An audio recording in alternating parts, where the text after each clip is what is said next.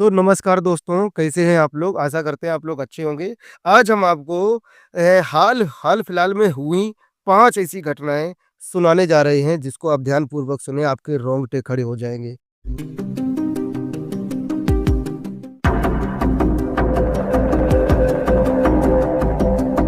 पहली घटना जो सबसे ज़्यादा चर्चित है, वो है सौरभ हत्याकांड की।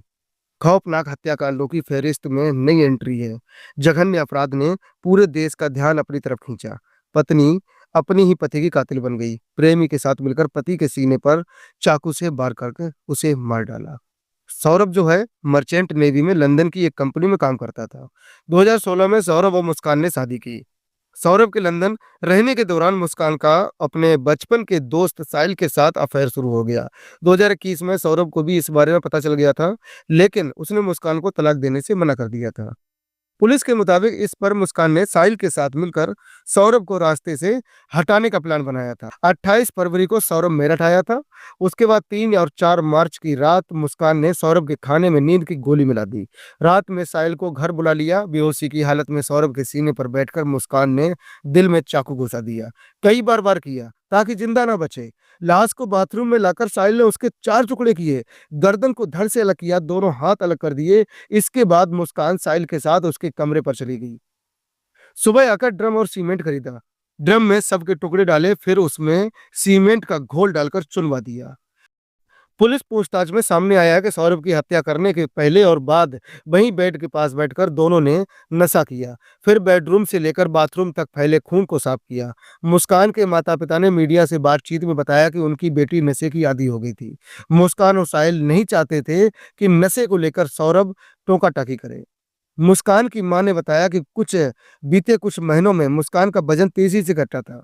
पहले लगा कि सौरभ के दूर रहने की वजह से स्ट्रेस के कारण ऐसा हुआ होगा, लेकिन अब पता चल रहा है कि नशे की लत की वजह से ऐसा हुआ था। जर्नल ऑफ क्रिमिनल्स जस्टिस में छपी एक रिसर्च के मुताबिक 1990 दशक में हत्या के दोषियों पर की गई स्टडी में सामने आया है कि उनमें 50% से हत्या से पहले शराब या ड्रग्स का नशा किया था। इसे लेकर मनोचिकित्सक सत्यकांत त्रिवेदी कहते हैं कि किसी भी तरह का नशा हमारे विवेक पूर्वक समझने की शक्ति पर हावी हो जाता है। ऐसे मामलों में जहां पहले से ही रिश्तों में तनाव चल रहा हो, ये इंसान को और भी घातक बना देता है।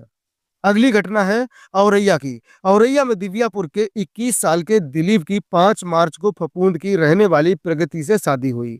दिलीप के परिवार का हाइड्रा मशीन और क्रेन का बिजनेस है। परिवार करोड़पति है। प्रगति की बड़ी बहन की शादी दिलीप के बड़े भाई संदीप से हुई थी। 6 मार्च को प्रगति ससुराल आई। होली मनाने के लिए 10 मार्च को वापस मायके आ गई।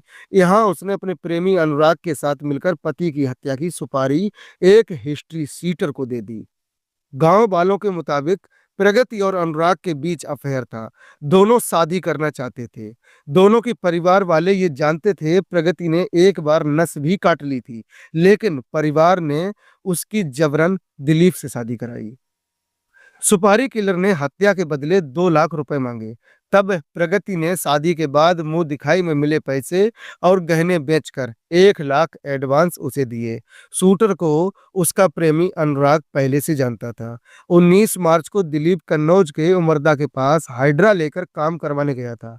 लौटते समय सहार थाना क्षेत्र में एक होटल पर रुका। वहां कुछ बाइक सवार युवक उसे खाई में फंसी कार हाइड्रा से निकलवाने के बहाने 7 किलोमीटर दूर ले गए और सिर में गोली मार दी। 21 मार्च को उसकी मौत हो गई।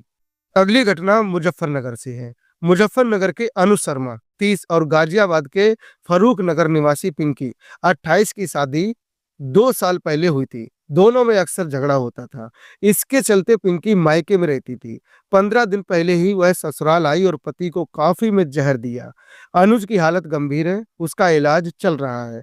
अनुज एक हॉस्पिटल में रिसेप्शनिस्ट है। अनुज की बड़ी बहन मीनाक्षी ने बताया, पिंकी का अपने ताऊ की लड़की के बेटे से अफेयर चल रहा था, लेकिन उसने घर वालों के दबाव में शादी कर ली थी। शादी के बाद भी चोरी छिपे लड़के से बातचीत करती थी। अनुज ने पिंकी का मोबाइल चेक किया तो उसमें कई आपत्तिजनक मैसेज मिले थे। दोनों के विवाद शुरू हो गया था। तो पिंकी अपने मायके चली गई। अनुज ने मामले की शिकायत महिला आयोग में की। महिला आयोग ने दोनों पक्षों से बात की। उस दौरान पिंकी ने कहा था, मैं साथ रहने को तैयार हूँ। महिला आयोग के दबाव में पिंकी 15 दिन पहले ससुराल वापस आई थी। बहन ने बताया, ससुराल लौटने के बाद पिंकी ने अपनी सास को धमकी दी थी कि मैं कुछ विशेष मकसद से लौट कर आई हूँ। इस पर सास ने पूछा कि कौन सा मकसद। जवाब में पिंकी ने कहा, ये तो वक्त आने पर पता चल जाएगा। इसके बाद 25 मार्च की रात को उसने अनुज को कॉफी में जहर मिलाकर पिला दिया। अगली घटना सहारनपुर की है। सहारनपुर के संगाठेड़ा गांव के रहने वाले स्थानीय भाजपा नेता योगेश रोहिल्ला ने 22 मार्च को पत्नी नेहा और 3 बच्चों को गोली मार दी। हत्या के बाद खुद ही फोन कर पुलिस को घटना के बारे में बताया। 14 साल की बेटी, 6 व 4 साल के 2 बेटों की मौके पर ही मौत हो गई। पत्नी ने इलाज के दौरान दम तोड़ा। पोस्टमार्टम रिपोर्ट से पता चला है कि उसने तीनों बच्चों को सिर में गोली मारी। पुलिस पूछताछ में योगेश ने बताया है कि पत्नी का किसी के साथ अवैध संबंध था। दोनों को बाहर घूमते हुए भी देखा था। जब भी इस बारे में पत्नी से पूछता तो झगड़ने लगती। मोहल्ले में मेरी बदनामी हो रही थी। मैं पत्नी की ये हरकतें बर्दाश्त नहीं कर पा रहा था। उस दिन भी यही हुआ। वो जोर जोर से चिल्लाने लगी। उसकी आवाज बाहर तक जा रही थी। बच्चे भी सारी बात सुन रहे थे। ये पूछने पर कि पत्नी पर गुस्सा आ गया तो बच्चों को क्यों मारा। इस पर योगेश बोला कि परिवार में कोई नहीं है, माता पिता की पहले ही मौत हो चुकी है। मैं जेल चला जाता तो बच्चों की देखभाल कौन करता, इसलिए मार दिया। जांच में ये भी सामने आया है कि साल 2007 में योगेश की प्रताड़ना से तंग आकर उसके माता पिता और 3 बहनों ने जहर खाकर सुसाइड कर लिया था। मामले में योगेश समेत 30 लोगों के खिलाफ केस दर्ज हुआ था। अब बात करते हैं उत्तर प्रदेश की राजधानी लखनऊ की। 18 मार्च को लखनऊ में पुलिस को 2 युवकों मनोज राजपूत और रोहित राजपूत की लाश मिली। पुलिस ने जांच शुरू की तो शक की सुई विभाग के ही 2018 बैच के सिपाही महेंद्र और उसकी पत्नी अंकिता पर जा टिकी। गिरफ्तार महेंद्र ने पुलिस को बताया है कि 2021 में उसकी अंकिता से शादी हुई थी। कुछ दिन सब कुछ ठीक ठाक चला। फिर देर रात अक्सर अंकिता का फोन बिजी आने लगा। अंकिता के मोबाइल की कॉल डिटेल निकलवाई। एक नंबर पर अंकिता की बार बार बातचीत हो रही थी। वो मनोज राजपूत का निकला। यह पता चलने पर वह बौखला गया। महेंद्र ने अंकिता को अपने और मनोज में से एक को चुनने को कहा। अंकिता ने महेंद्र के साथ रहना चुना और महेंद्र ने हत्या की प्लानिंग शुरू कर दी। फर्जी आईडी पर अपने और अंकिता के लिए 2 सिम खरीदे। अंकिता पर मनोज को बुलाने का दबाव बनाया। 21 मार्च को अंकिता ने महेंद्र की जिद पर मनोज को फोन कर नगवा पुल पर बुलाया। मनोज अपने दोस्त रोहित को भी साथ ले गया। पहले से घात लगाकर बैठे महेंद्र ने शक में मनोज और उसके दोस्त रोहित की हत्या कर दी। 2022 में सिर्फ यूपी में लव अफेयर और अवैध संबंधों को लेकर कुल 291 हत्याएं हुई थी। वहीं 2020 में 462 हत्याएं हुई थी। यह देश के अन्य राज्यों की तुलना में सबसे अधिक था। दूसरे नंबर पर महाराष्ट्र और तीसरे नंबर पर मध्य प्रदेश था। 2010 के बाद से पति पत्नी के बिगड़ते रिश्ते और बेवफाई और अवैध संबंधों में होने वाली हत्याओं का ग्राफ तेजी से बढ़ा है। पिछले 15 सालों के आंकड़ों को देखें तो यह ट्रेंड सोशल मीडिया से बढ़ने के साथ बढ़ा है। National crime record bureau NCRB के आंकड़ों के मुताबिक 2010 से 2014 के दौरान लव अफेयर और संबंधों की वजह से होने वाले कत्ल का प्रतिशत 7 से 8 था। लेकिन 2015 से 2022 के दौरान ये बढ़कर 10 से 11% हो गया है। यूपी में इस साल 28 मार्च तक करीब 250 मर्डर हुए हैं। इनमें लव अफेयर और अवैध संबंधों में 20% हत्याएं हुई हैं।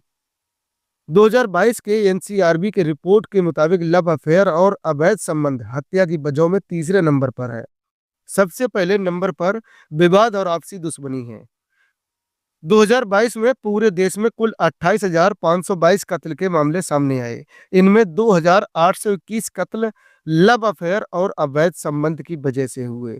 देश में होने वाले हर 10 में से औसतन 1 कत्ल किसी न किसी आशिक, मासूक या पति पत्नी के हाथ से ही होता है। ब्रिटिश मेडिकल जर्नल लैंसेट में छपी एक रिपोर्ट के मुताबिक भारत में 60% महिलाओं के कत्ल करंट या एक्स पार्टनर की वजह से होती है। अब आपको एक सनसनी की घटना और बताते हैं जिसमें इन घटनाओं को देखते हुए एक पति ने ऐसा निर्णय लिया। संत कबीर नगर में एक पति ने पत्नी की शादी उसके प्रेमी से करा दी। पति ने कहा, मैं दोनों बच्चे संभाल लूंगा, तुम बस खुश रहो। मंदिर में दोनों ने एक दूसरे को वरमाला पहनाई। प्रेमी ने प्रेमिका की मांग में सिंदूर भरा। कटार जोत गांव के बबलू की शादी 2017 में गोरखपुर की राधिका से हुई थी। दोनों की शादी के बाद 2 बच्चे हुए। बड़ा बेटा 7 साल का और छोटी बेटी 2 साल की है। बबलू रोजी रोटी के लिए अक्सर घर से बाहर रहता था। इस दौरान उसकी पत्नी राधिका का गांव के ही विकास के नाम युवक से प्रेम संबंध हो गया। बबलू को इसके बारे में पता चल गया था। उसने पत्नी से संबंध खत्म करने के लिए कहा, लेकिन वह नहीं मानी। 24 मार्च को बबलू अपनी पत्नी को लेकर धनघटा तहसील पहुंचा। वहां शपथ पत्र बनवाया और फिर दानीनाथ से मंदिर में राधिका की विकास से शादी करवा दी। बबलू ने दोनों बच्चों की जिम्मेदारी खुद लेने का फैसला किया ताकि राधिका को नई जिंदगी में कोई परेशानी ना हो। यह जो भी घटनाएं हैं ये हाल फिलहाल में घटी हुई हैं। बाकी आप बताइए कि आप इन घटनाओं से क्या समझते हैं और कमेंट में क्या कहेंगे। बाकी आप लोग सतर्क रहें, सावधान रहें, सुरक्षित रहें। बाकी आपकी मर्जी। और ऐसी ही खबरों के लिए चैनल को सब्सक्राइब करें। मिलते हैं किसी दूसरे वीडियो में, तब तक के लिए नमस्कार। जय हिंद, जय भारत।